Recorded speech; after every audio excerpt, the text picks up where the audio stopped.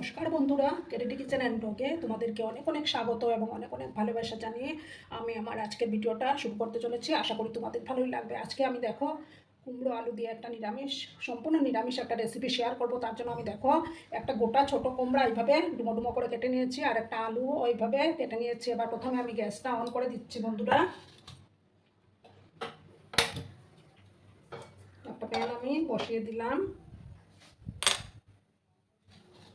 কুমড়োর এই রেসিপি কিন্তু ভাত, রুটি, লুচি, পরোটা সব কিছুর সাথেই খেতে কিন্তু দুর্দান্ত লাগে বন্ধুরা। রান্নাটা আমি কিন্তু সাদা তেলেই করে নিচ্ছি। তেলটাকে প্রথমে আমি ভালো করে গরম করে নেব। আর বন্ধুরা, ভিডিও দেখার শুরুতেই কিন্তু একটা লাইক করতে তোমরা ভুলো না। তোমাদের এই সুন্দর সুন্দর কমেন্ট আর লাইকের জন্যই আমার ভিডিওটা অনেক দূর এগিয়ে নিয়ে যেতে সাহায্য করবে। পুরনো বন্ধু, নতুন বন্ধু সবাইকে জানাই অনেক অনেক ভালোবাসা। তেলটাকে আমি প্রথমে ভালো করে গরম করে নেব বন্ধুরা।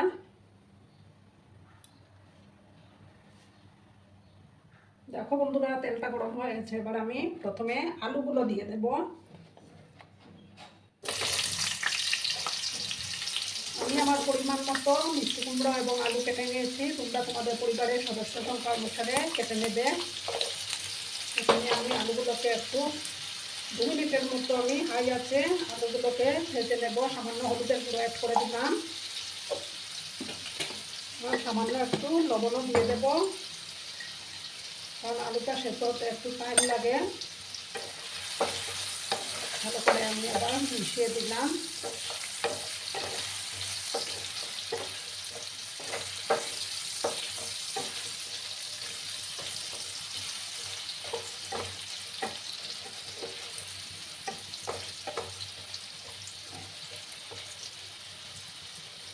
দু মিনিটের মতো আমি হাই আছে এটাকে রান্না হতে দেবো বন্ধুরা।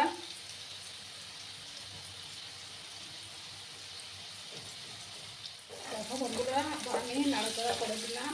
আলুর গায়ে অনেকটা কোটিং লেগে গেছে। এবার আমি কুমড়োগুলো দিয়ে দেবো।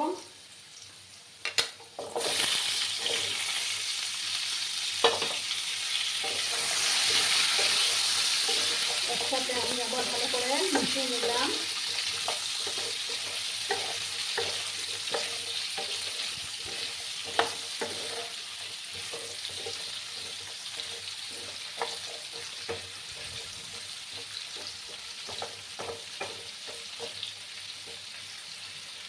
আরো 2 মিনিটের মতো আমি কুমড়ো আর আলুগুলোকে একটু ভেজে নিচ্ছি বন্ধুরা।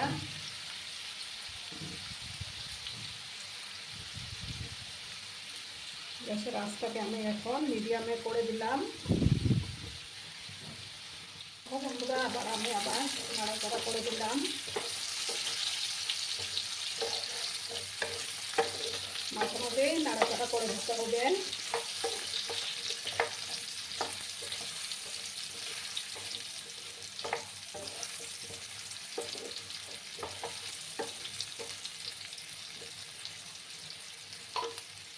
এবার আমি কুমড়ো আলুগুলো তুলে নেব। তাতে বেশি ভাজার দরকার নেই বন্ধুরা। একটা ডিশের মধ্যে আমি সমস্ত কিছু তুলে নেব।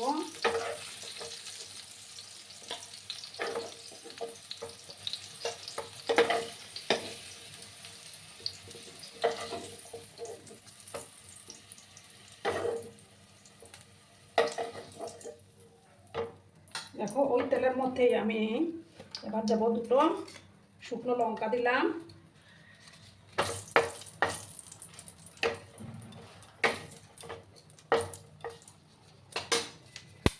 এবার একটা তেজপাতা ছিঁড়ে আমি দিয়ে দিলাম।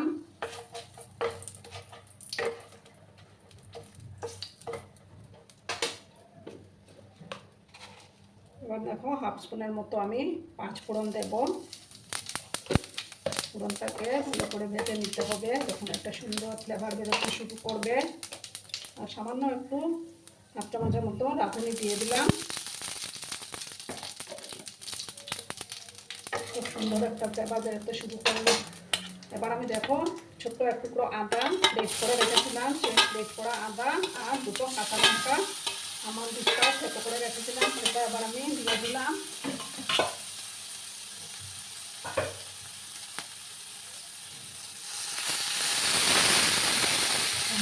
জল আমি অ্যাড করলাম।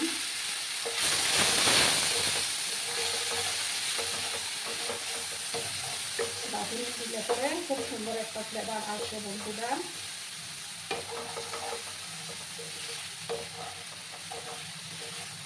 আবার কাঁচা গন্ধটা না যাওয়া অবধি আমি একটু ভেজে নেব।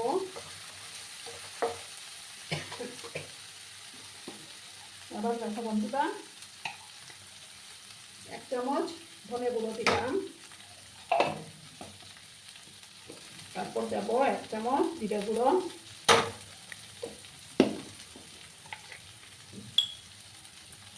দেখো 1 চামচ কাশ্মীরি লঙ্কার গুঁড়ো আমি অ্যাড করে দিলাম। দিয়ে এবার সামান্য আর একটু জল আমি দেবো।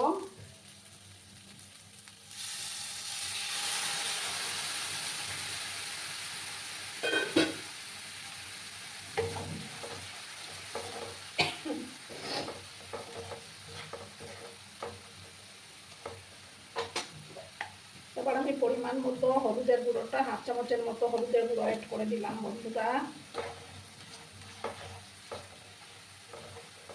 আর একটু জল দিয়ে আমি একটু ঢাকা চাপা দিয়ে রাখবো, মশলাটা যাতে ভালো করে কষে যায়।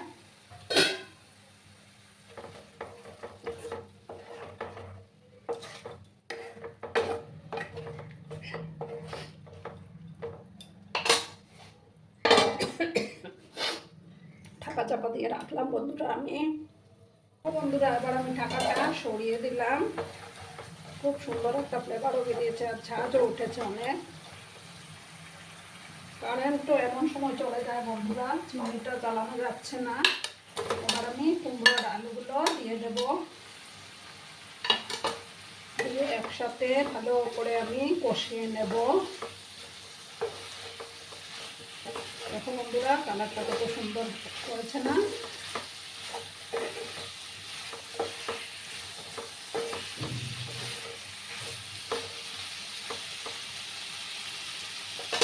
এবার আমি পরিমাণ মতো লবণটা অ্যাড করে দেব, স্বাদ মতো লবণটা দিয়ে দিলাম।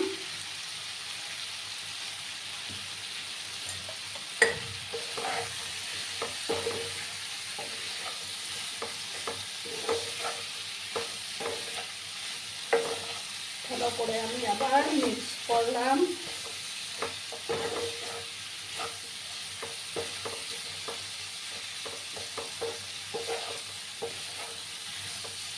দুর্দান্ত টেস্ট হয় বন্ধুরা, এইভাবে কিন্তু বাড়িতে বানিয়েছেও।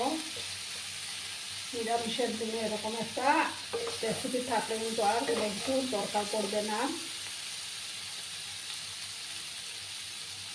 এবার আমি এটার মধ্যে গরম জল দেবো।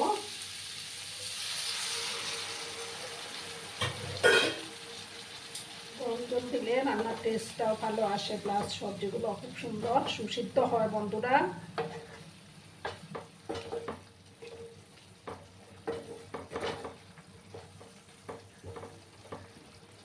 দেখো তরকারির কালারটা কত সুন্দর এসছে। তারপর আমি এখন দেখো 1 চামচের মতো অর্গানিক গুড় আমি দিয়ে দেবো। তোমরা চাইলে চিনিও দিতে পারো, তো আমি অর্গানিক গুড়টা দিয়ে দিলাম। ভালো করে আবার আমি মিশিয়ে নিলাম।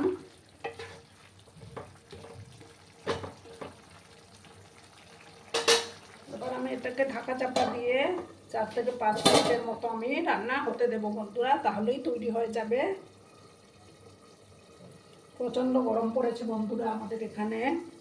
তোমাদের এখানে গরম কেমন কমেন্টে জানিও।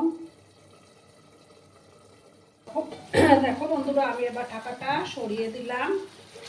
তরকারিটা কিন্তু এরকমই একটু মাখো মাখো টাইপের হবে। এবার আমি দেখো কিছুটা কসুরি মেথি দিয়ে দেব।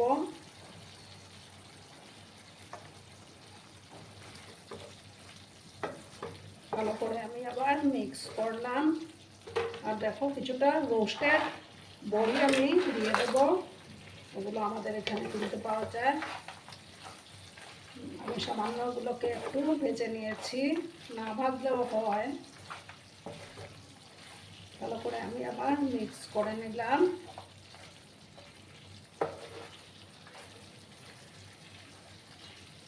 দেখো সবজিগুলো খুব সুন্দর সুসিদ্ধ হয়ে গেছে। এবার আমি গ্যাসটা অফ করে দেব।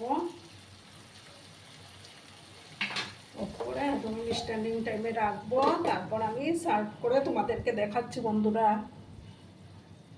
দেখো বন্ধুরা, আমি সার্ভ করে দিয়েছি। কেমন হয়েছে অবশ্যই কমেন্টের মাধ্যমে বলবে, কিন্তু তোমরা তোমাদের এই সুন্দর সুন্দর কমেন্টগুলো পড়তে আমার কিন্তু খুবই ভালো লাগে।